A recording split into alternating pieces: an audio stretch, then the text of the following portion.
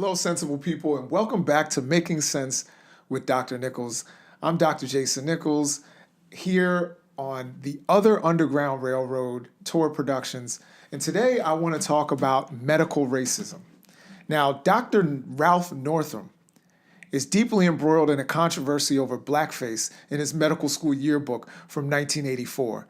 This raises the question and the issue of medical racism and discrimination. There's a long history of ghoulish experiments performed on African Americans and other vulnerable populations by legitimate physicians like James Marion Sims. Some of his surgical techniques were learned by operating on enslaved African women without anesthesia. Sims, despite his sordid past, was unanimously elected president of the American Medical Association in 1876. Now, Harriet Washington's medical apartheid discusses abuses against African people, but the book does include some factual errors that were pointed out by Dr. Ezekiel Emanuel in a New York Times book review. Some racism in medicine is subtle. While physicians provide the same care they would a middle-class white patient, their body language may suggest something less than empathy. This is similar to what we find in research on implicit biases in policing. However, there is research that backs the existence of outright medical discrimination. For example, black patients are given pain medications in lower doses or not at all in comparison to whites. Studies have shown that white patients receive analgesics for extremity fractures, while blacks are less likely to receive them. Further studies reveal that healthcare providers underestimate the pain of black patients. Many doctors believed in one study that blacks had, quote, less sensitive nerve endings. Medical schools have a responsibility to dispel myths of biological differences. Medical students and residents in a UVA study believe falsely that black blood coagulates more quickly than white blood. The maternal mortality rate for black women is 3 times higher than for white women, while 60% of maternal deaths are considered to be preventable. Who can forget Serena Williams, who had to beg to get treated for blood clots that can be potentially fatal? After giving birth to a healthy baby girl, the baby girl is so cute, via C-section, she began to gasp and breathe heavily. Williams then flagged down a nurse, insisting that she needed an IV with heparin, which is a type of blood thinner, as well as a CT scan to check for clots. Williams has a history of blood clots. The doctor decided to only perform an ultrasound, which revealed nothing.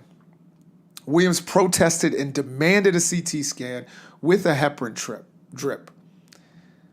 After finally acquiescing to her demands, physicians and nurses found several small clots present in Williams' lungs and began giving her the necessary medication.